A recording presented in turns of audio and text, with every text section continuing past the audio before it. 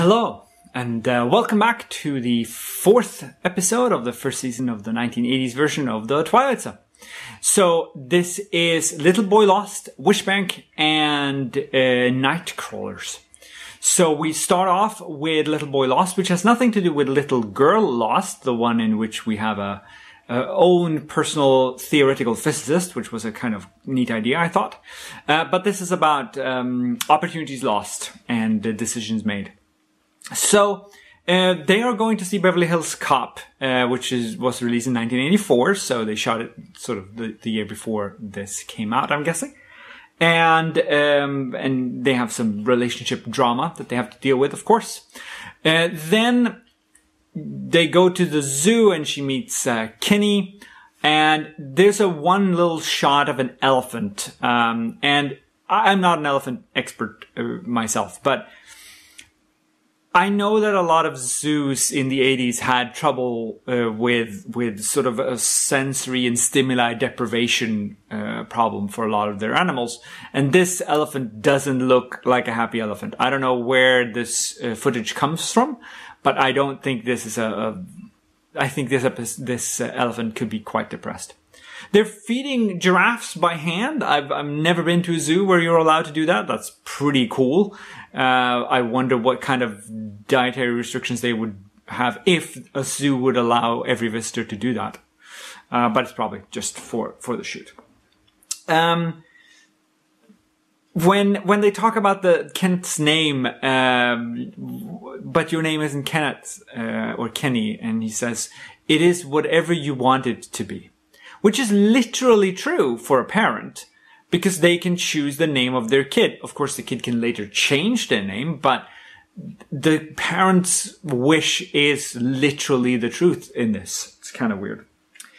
It has a very lovely dissolve when he disappears, not just because of her hand going into it, but because they have a meticulously well-made shot of him fading out of the tree. The tree doesn't jitter and change. It's very, very well made by the standards of this time. So kudos to everyone who did that. The skateboard, however, remains, which is a bit odd. Everything else of his disappeared. So either the dream of him stole the skateboard, so it actually belongs to this part of the reality, or it's just a mistake of some kind. The idea of the song unsung resonates a bit. It reminds me a bit about some of the lines from The Mating Habits of the Humans of Planet Earth, I think it's called, in which they talk about the mating dance undone, and sort of, yeah. The pictures on her wall are the same when she leaves, but the moment she closes the door, you have a production assistant switching them out. And they aren't the same. It's not the same shots, but without kid. I'm not sure how good the comparison is going to be from stills, but they aren't the same shot with just the kid missing. These are different shots. I'm nitpicking, of course. It's not a big deal, but it is different, and it's something that a nerd like me can notice. Next we get to the Wishbank, which is a fairly short episode, segment rather. And it's all about the Department of Magical Venues, which is short for the DMV, which is the Department of Motor Vehicles, which is all about the sort of bureaucracy thing. And the entrance and exit of particularly the boss, but also some of the employees, it's fantastically well made. It's a great way to do a dissolve. It's not just fade in, fade out, but it's an arrival and an egress you can sort of see. And it's lovely to see someone was doing something other than just they could have just gone with a flash of light or whatever, but they went there, and I appreciate that. The black hats that everyone is wearing are energy domes from a group called Devo. And the guy who drops his hat, you can actually sort of tell the lettering on it, but that's where they are. Like I said, Wishes, this episode is short, and Wishes is always a bit tricky to do well. We don't get to see how this works out, like the Guardian Angel episode or anything like that. We're just told that the first that the second wish usually goes awry and that the third wish is usually meant to cancel the first two. That could have been interesting to see how that played out, but not in this episode. Maybe next time. Finally, we have Nightcrawlers, which is a sort of dark and intense episode.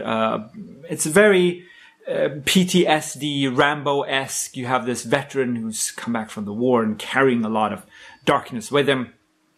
In this case, it's supernatural rather than just psychological, but it's still a sort of haunting thing. So Scott Pollan, who plays Price, he wasn't doing enough. The director thought so. William Friedkin, who is doing the directing, apparently grabbed hold of him and shook him and screamed in his face to get sort of more out of him, and scared the other actors to get him to sort of project more. It's a very expensive episode, one of the more expensive episodes or segments of the entire series, because of the climax of this with all the explosions. None of this is miniature work. It's all physical sort of props that they blow up, and it becomes very, very expensive. And I really like it, and they didn't skimp on the small details either. I mean, the beer turning into coffee, turning into beer, fine, you know, that's the thing. But the gun that gets thrown to the floor and then melts has a very nice dissolve from the physical gun hitting the floor to it turning into, you know, melting away. So they didn't skimp on that either. And then they went for this whole thing. And remember, there are 4 more out there. But that's it for this week, and we're steaming ahead.